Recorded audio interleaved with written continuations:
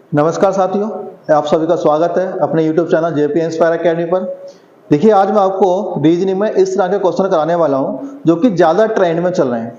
कि एग्जामिनर क्या है कि इस तरह के क्वेश्चन पूछता है कि एक तो प्रश्न देगा उसमें और उसके 2 या 3 कथन देगा, और उस 2 या 3 कथन देने के बाद पूछेगा कि दिए गए प्रश्न का आंसर देने के लिए कौन कौन से कथन पर्याप्त हैं, जिसमें कुछ इस तरह से ऑप्शन दिए जाएंगे कि 1 और 3 पर्याप्त है, 1 और 2 पर्याप्त है, 2 और 3 पर्याप्त है, और तीनों में से कोई भी पर्याप्त नहीं है। तो ये क्वेश्चन क्या ज्यादा ट्रेंड में चल रहे हैं।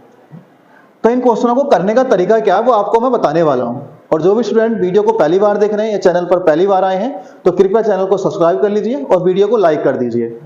जैसे कि ये दिया है कि रेलगाड़ी की गति क्या है। कथन 1 दिया है, रेलगाड़ी एक खंबे को 24 सेकंड में पार करती है।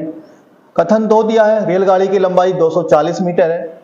और तीसरा कथन दिया है, रेलगाड़ी एक प्लेटफॉर्म को 48 सेकंड में पार करती है। और ये इसके 4 ऑप्शन दिए हैं। तो देखो कैसे करेंगे। आप जानते हैं चाल बराबर एक फॉर्मूला होता है। चाल बराबर फॉर्मूला क्या होता है? दूरी बटे समय। अब पूछा क्या? रेलगाड़ी की गति, यानी चाल पूछी है। और चाल निकालने के लिए हमें क्या चाहिए? एक तो दूरी चाहिए और एक समय चाहिए। और दूरी और समय मिल जाएगी तो क्या मिल जाएगी हमें? चाल। तो आप देखेंगे यहां पर दिया रेलगाड़ी एक खंबे को 24 सेकंड में पार करती है, तो समय कितना मिल गया? 24 सेकंड। और कह रहे हैं रेलगाड़ी की लंबाई 240 मीटर है, तो लंबाई कितनी मिल गई? 240 मीटर। अगर हम पहले और दूसरे से देखें, कितने से? पहले और दूसरे से देखें तो रेलगाड़ी की लंबाई कितनी मिल जाएगी? 240 मीटर। और समय कितना मिल गया? 24 सेकंड। और जब खंबे को पार करती है तो खंबे को पार करने का मतलब है खुद को पार करना। तो खुद को पार करने का मतलब है तो खुद की लंबाई ही उसकी दूरी होगी। तो 240 बटे 24, और 24 से काटेंगे कितनी बार? 10 बार। तो इसका मतलब है जो उसकी चाल आ गई 10 मीटर प्रति सेकंड। तो रेलगाड़ी की चाल कितनी आ गई? 10 मीटर प्रति सेकंड। और ये आंसर हमें कैसे मिला? ये मिला हमें पहले और दूसरे से। तो राइट आंसर क्या आएगा इसका? ऑप्शन नंबर 2, पहला और दूसरा क्या है? पर्याप्त है। इस तरह से ये क्वेश्चन करने होते हैं। जैसे कि ये क्वेश्चन और है,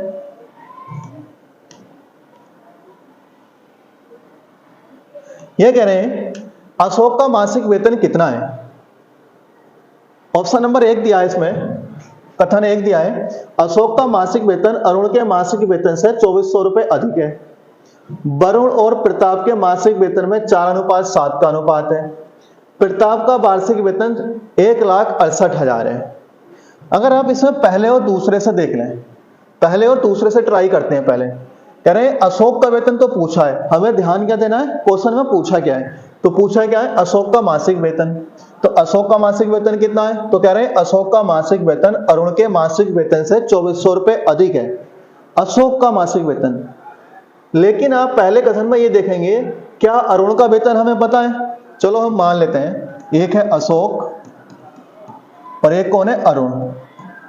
अगर अरुण का वेतन x है तो अशोक का कितना हो जाएगा? x प्लस 2400, क्योंकि कितना अधिक है? 2400 अधिक है। दूसरे कथन में देखेंगे वरुण और प्रताप के मासिक वेतन, वरुण और प्रताप के मासिक वेतन का अनुपात कितना है? 4:7 है। वरुण और प्रताप, तो वरुण और प्रताप के मासिक वेतन का अनुपात है 4:7। लेकिन यह वेतन नहीं दिया है। प्रताप का वार्षिक वेतन 1,68,000 है। इसका मतलब है 7 बराबर कितना दिया है? 1,68,000। और 4 बराबर हम निकाल सकते हैं, तो 7 दूनी 14 और 7 चौक 28 और 24 चौक 96। कितना हो जाएगा? 96। तो ये कितना आ जाएगा? 96,000।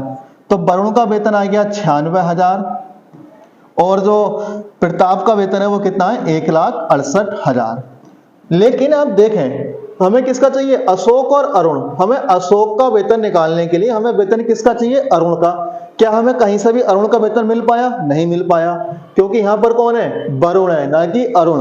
और जब अरुण का वेतन हमारे पास नहीं मिल पाया तो हम अशोक का वेतन फिक्स नहीं निकाल सकते कि अशोक का वेतन कितना है, क्योंकि इसका 2400 वेतन ज्यादा है। तो 2400 ज्यादा, कितने से ज्यादा वो हमें पता नहीं चल पा रहा। जब नहीं पता चल पा रहा तो आंसर क्या देंगे? इनमें से कोई नहीं, यानी तीनों को मिलाकर भी आंसर नहीं दिया जा सकता। तो राइट आंसर आएगा option number 5। Next question, next है कि किसी निश्चित राशि को पी क्यू आर के बीच बांटा जाता है, आर को कितने रुपए प्राप्त होंगे। क्वेश्चन क्या है, आर को कितने रुपए प्राप्त होंगे। पी पहला कथन दिया है, क्यू तथा आर के हिस्सों का अनुपात 3:7 है। पी का हिस्सा 810 रुपए है और आर तथा क्यू के हिस्सों में 300 रुपए का अंतर है। पूछा है आर को कितने रुपए प्राप्त होंगे। अगर आप यहां देखें, पहले और तीसरे में देखें, क्यू और आर दिए हैं, क्यू और आर इनके हिस्सों का अनुपात कितना है, 3:7 है। वहीं आर तथा क्यू के हिस्सों का अंतर कितना, 300 रुपए। आर और क्यू के हिस्सों का अंतर 300 रुपए। यहां पर आप देखेंगे कितने का अंतर है, 4 का, और वो कितना दिया है, 300। कितना दिया है, 300। जब 4 बराबर 300 है तो 1 बराबर कितना आ जाएगा, 4 सत्ते 28, 4 पंजे 20, कितना मिल गया हमें, 75। तो हम दोनों का वेतन निकाल सकते हैं। आर का वेतन क्या आ जाएगा, यहां पर देखेंगे क्यू का अनुपात है 3 और आर का अनुपात है 7, तो यहां से गुणा 3 कर देंगे तो किसका मिल जाएगा वेतन हमें, ये मिल जाएगा हमें क्यू का वेतन। और वहीं 75 की गुणा अगर हम किसमें कर दें, 7 में कर दें तो ये कितने का, किसका मिल जाएगा हमें, आर का वेतन। तो कुल मिला के हमें दोनों का वेतन मिल जाएगा। और पूछा किसका है, आर का वेतन, यानी कि आर को कितने रुपए प्राप्त होंगे, जो राशि है वो आर को कितनी प्राप्त होगी। तो 7 पंजे 35, 7 सत्ते 49 और 3 52, तो 525 रुपए प्राप्त होगी। तो हमें ये जानकारी कैसे मिली है, कथन 1 और 3 से।